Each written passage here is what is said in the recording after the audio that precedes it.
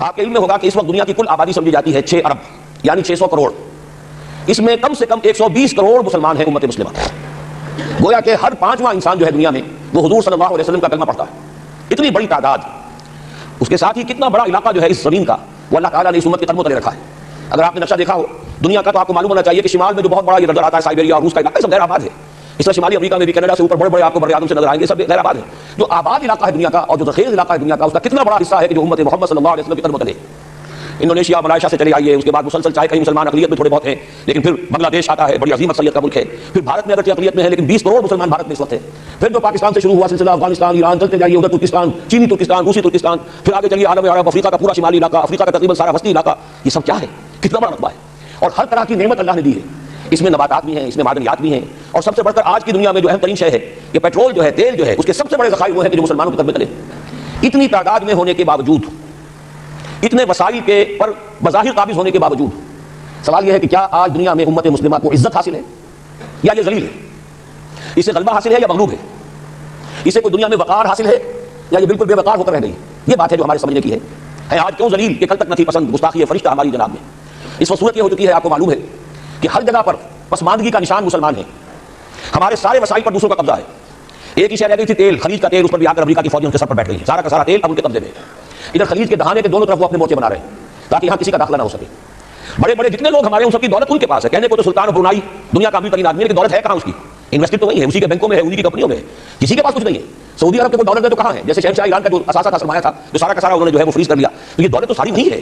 کہنے کو ہے کہ آپ کے اکاؤنٹ میں اتنا روپیہ ہے, لیکن سوال یہ کہ وہ اکاؤنٹ پھر واقعی کس کے قبضے میں ہے؟ پھر آپ کو معلوم ہے کس طریقے سے مسلمانوں کے ساتھ سلوک ہو رہا ہے. ہر جگہ پر جہاں چاہیں جس طرح چاہیں انہیں ستا لیں. اور ان میں بھی سب سے بڑھ کر جو بات میں آپ سے کہوں گا, آج دنیا میں جتنے بڑے پیمانے پر محمد عربی صلی اللہ علیہ وسلم کی توہین و تذلیل ہوئی ہے پوری انسانی تاریخ میں نہیں ہوئی. رشدی نے کتاب لکھی, بدترین حملے کیے. کیا رنگیلا رسول کتاب تھی جو لکھی تھی کسی ہندو نے, جس کو کہ ایک مسلمان نے پھر خنجر بھونک کر ہلاک کر دیا تھا. وہ تو کچھ بھی نہیں تھی. اس کتاب کو رنگیلا رسول کو 100 سے ضرب دیجیے تو یہ کتاب بنتی ہے سیکنڈ ورسز, اور وہ ملینز نہیں بلینز کی تعداد میں شائع ہوئی. اس کے خلاف احتجاج اگر کسی نے کیا ہے تو ان کے اوپر جوتے پڑے ہیں, اوپر ڈنڈے پڑے. پوری مغربی دنیا اس کے پیچھے آ گئی ہے, سپورٹ کیا ہے.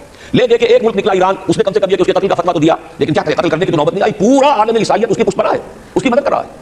یہ اتنی بڑی توہین محمد رسول اللہ صلی اللہ علیہ وسلم کی اور آپ کے ازواج مطہرات کی, اور یہ بظاہر ایک ایسے شخص کے ہاتھوں جس کا نام مسلمانوں کا سا ہے, اس کا اتنا بڑے پیمانے پر ہونا, اور پھر یہ کہ مسلمان 120 کروڑ ہونے کے باوجود کچھ نہیں کر سکتے. میں وہ چیزیں نہیں گنوانا چاہتا کہ 15 لاکھ جو ہیں وہ ہمارے افغان بھائی جو ہیں انہوں نے جانے دی. فائدہ کس کو پہنچا تھا؟ حال امریکہ کو, کہ اس کی جو مد مقابل قوت تھی USSR وہ ختم ہو گئی. اسی طریقے سے جو کچھ کشمیر میں ہو رہا ہے, ہماری بے اہمیتی بے غیرتی کا عالم یہ ہے. ہم کچھ اندر خانے تھوڑی بہت کو مدد کر کے سمجھتے ہیں کہ ہم نے فرض ادا کر دیا, جبکہ فرض تو یہ ہونا چاہیے تھا کہ ہم براہ راست اعلان کرتے اور انڈیا کو الٹیمیٹم دیتے, اسٹاپ دس بزنس, یا یہ کہ پھر ہم سے جنگ ہے.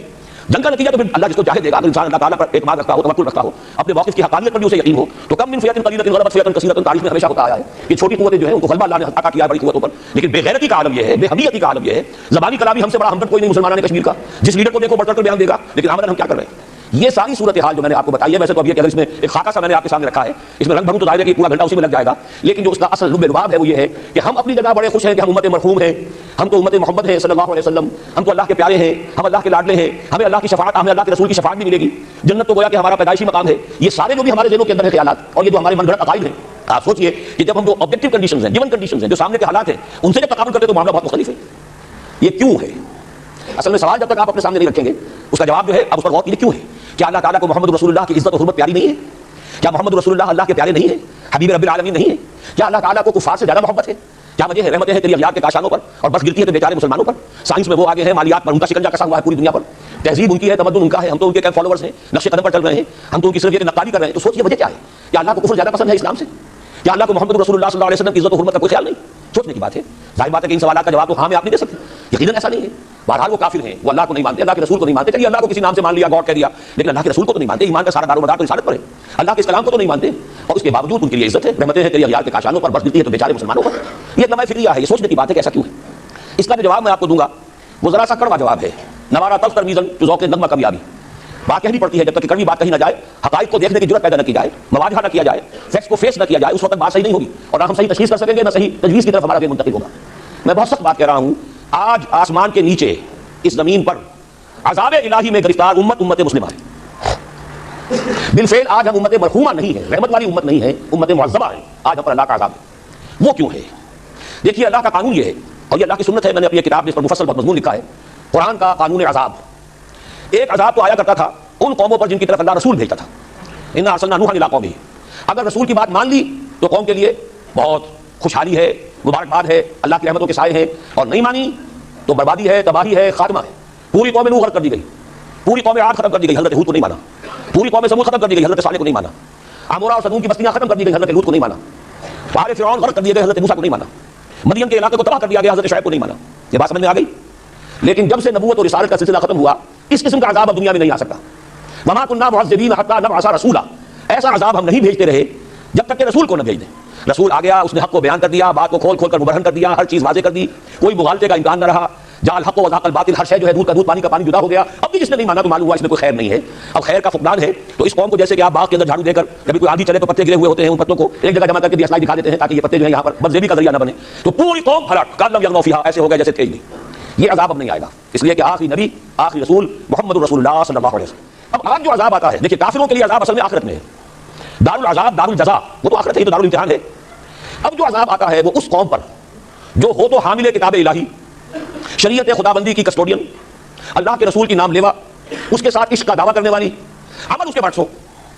حالانکہ اللہ نے اگر اسے وہ مقام دیا، اللہ نے اس کی طرف رسول بھیجا، اسے رسول کے امتی بننے کا شرف عطا کیا، اسے اپنا کلام دیا، کتاب دی، اسے اپنی شریعت دی، تو کس لیے دی؟ تاکہ اس پر خود بھی عمل کرے، اسے دوسروں تک بھی پہنچائے۔ وہ گویا کہ اس روئے عرضی پر وہ امت، وہ قوم اللہ کی نمائندہ قوم ہوتی ہے، ریپرزنٹیٹو ہوتی ہے۔ اے انسانوں، ہمارے پاس ہے تمہارے خالق اور مالک اور پروردگار کا قانون، ہمارے پاس ہے اس کی ہدایت، ہمارے پاس ہے اس کی کتاب، ہمارے پاس ہے اس کے رسول کا اسوہ، آؤ ہماری طرف، ہمیں جانچو، ہمیں پرکھو، ہمیں دیکھو، ہم واقعتاً اسی کتاب کے مطابق چل رہے ہیں نا؟ دیکھ لو ہم جو کہتے ہیں وہی کرتے ہیں نا، کوئی بات تو نہیں ہے کہ لما تقولون ما لا تفعلون، کبر مقتا عند اللہ ان تقولوا ما لا تفعلون۔ آؤ دیکھو ہم نے اس کتاب کے مطابق، اللہ کی ہدایت کے مطابق کیسا اچھا معاشرہ بنایا ہے، کیسا انصاف ہے، کیسا امن ہے، کیسا بھائی چارہ ہے، کیسی اخوت ہے۔ آؤ دیکھو ہمارے ہاں تقسیم دولت کا نظام کتنا صحیح ہے، ایسا نہیں ہے کہ کوئی جو ہے اسے دولت کی بدہضمی ہو رہی ہو اور کوئی وہ ہے کہ جو بھوکا مر رہا ہو، ایسا نہیں ہے۔ دیکھو ہمارے ہاں انسانی شرافت، انسانی عزت، انسانی پریسٹیج اور انسانی حقوق بہتر سے بہتر شکل میں موجود ہیں، حریت ہے، آزادی اظہار رائے ہے، سب کچھ ہے۔ یہ کام اگر وہ امت کرے تو اس سے زیادہ خوش نصیب کوئی نہیں۔ پھر دنیا میں اس کو غلبہ ہوگا، دنیا کی خلافت اس کو دی جائے گی، دنیا کی امامت اس کو دی جائے گی، دنیا کی قیادت اس کو دی جائے گی۔ جیسے کبھی اقبال نے کہا تھا کہ سبق پھر پڑھ، شجاعت کا، عدالت کا، صداقت کا، لیا جائے گا تجھ سے کام دنیا کی امامت کا، لیکن پھر وہی سبق پڑھنا پڑے گا جو صحابہ کرام نے پڑھا تھا۔ جب صحابہ کرام نے وہ سبق پڑھا تھا تو دنیا کی امامت اللہ نے ان پر کی تھی یا نہیں کی تھی؟ اگر تو اس کے مطابق عمل ہے تو ان سے زیادہ اللہ کو محبوب کوئی نہیں، اور اگر طرز عمل برعکس ہو جائے، کہے کچھ اور کرے کچھ اور، کہیں یہ کہ قرآن پر ہمارا ایمان ہے اور اس کے قانون کو نافذ نہ کرے، کہیں یہ کہ ہماری تو محبوب ترین شخصیت محمد ہیں اور ان کی سنت کے اوپر عمل نہ کریں صلی اللہ علیہ وسلم، قرآن نے جس شے کو حرام کیا ہے اس پر اس کا استعمال کر رہے ہوں، اگر طرز عمل یہ ہو اور یہ طرز عمل اس حد کو پہنچ جائے کہ دنیا تانے دے، یہ مسلمان کہاں اسلام دنیا میں ہمیں دکھاؤ، کہاں اسلام؟ یہ مسلمان کا اسلام کا کاربن ہے۔ جارج برنارڈ شاہ نے کہا تھا کہ میں جب قرآن پڑھتا ہوں تو محسوس کرتا ہوں اس سے بہتر کتاب کوئی ممکن نہیں، لیکن جب مسلمانوں کو دیکھتا ہوں تو محسوس کرتا ہوں ان سے زیادہ ذلیل قوم دنیا میں کوئی نہیں۔ یہ کنٹراسٹ ہے جو اپنے وجود سے پیش کر رہے ہیں۔ کیا اس کی وجہ سے لوگ اسلام کی طرف راغب ہوں گے یا اسلام سے متنفر ہوں گے؟ کیا ہمارا منہ ہوتا ہے وہاں جاتے ہیں؟ اسی لیے ہم تو تبلیغ، میں تو کم سے کم وہاں جا کر جو مسلمان کھوئی ہوئی بھیڑیں ہیں امت محمد صلی اللہ علیہ وسلم کی، انہیں کو ریکلیم کرنے کی کوشش کرتا ہوں، جیسے کہ حضرت مسیح نے کہا تھا میں تو بنی اسرائیل کے گھرانے کی کھوئی ہوئی بھیڑوں کی تلاش میں آیا ہوں۔ میرا منہ نہیں ہے کہ میں وہاں کسی امریکن سے بات کروں، وہ یہ کہے گا تم اپنا گھر تو سنبھالو، فزیشین ہیل تھائی سیلف، تم ایک چھوٹا سا ملک نہیں چلا سکتے، تم نے اس کا بیڑا غرق کر کے رکھ دیا ہے، تم نے اسے کورٹ آف وارڈ بنوا دیا ہے آئی ایم ایف کا۔ ہاں یہاں تو گھڑی گھڑی جو ہے امیر آتے ہیں آئی ایم ایف کے اور ورلڈ بینک کی پورتی کرنے کے لیے، ہر روز ایک نئی پورتی ہو رہی ہے، ہر روز جو آج گاڑیوں کا کرایہ بڑھ رہا ہے، بجلی کا کرایہ بڑھ، پورتی ہو رہی ہے۔ عوام کے اندر جو بھی راس آ رہا ہے اسے بھی چوسنے کا اور تشہیر کرنے کے لیے ایک حکومت کو گرا دو، وہ تو بدنام کر دی گئی، دوسری حکومت لے آؤ، اس کے ہاتھوں کچھ کام کروا لو، وہ بدنام ہو جائیں گے تو ان کو بھی ہٹا دینا۔ ان کا کیا کھیل ہے؟ یہ کھیل کھیلتے رہیں گے اور اس میں یہ کہ اپنی کرتیاں کرتے چلے جاؤ۔ یہ حال اب کیا میرا منہ ہے کہ میں جا کر بات کروں؟ تم اپنے گھر کو دیکھو، تم اپنے ملک کو دیکھو، ایک وہ ہے جنہیں تصویر بنا آتی ہے، ایک تم ہو کے لیے اپنی بھی صورت کو بگاڑ۔ ایک ہی ساتھ تم آزاد ہوئے تھے، ہندو بھی تھے کہ نہیں تھے، انہوں نے اس ملک کو بنایا ہے، اپنی معیشت کو، اپنی اکانومی کو، اپنی بنیادوں پر، اپنے پاؤں پر، اپنے پیروں پر کھڑا کیا ہے۔ آج جو ہے وہ ایک منی سپر پاور بن چکا ہے، اور وہ کہ ڈرتا تھا پاکستان دو طرف سے ہمیں جو ہے قابو میں کر لے گا۔ پہلے تقریباً 20 برس جو ہے ہندوستان کے، بھارت کے کانپتے ہوئے گزرے پاکستان سے، اب 30 برس سے جو صورت حال ہے وہ آپ کو معلوم ہے۔ تو صورت یہ ہے کہ جب کوئی قوم جو امت مسلمہ ہو یہ طرز عمل اختیار کرتی ہے تو عذاب اس پر آتا ہے۔ بڑی کڑوی بات ہے، آج عذاب کفار پر نہیں آ رہا، وہ تو اللہ تعالیٰ ان سے آخرت میں نمٹ لے گا، اور آخرت تو ہے ہمیشہ کی، بڑا تو عذاب تو وہی کا ہے، بڑا عذاب الآخرت اکبر لو کانوا یعلمون۔ دنیا میں کفار پر عذاب آتا تھا جب کوئی رسول بھیج دیا جائے، اب رسول آئے گا نہیں، لیکن اب دنیا میں جو عذاب آتا ہے وہ مسلمان امت پر آتا ہے۔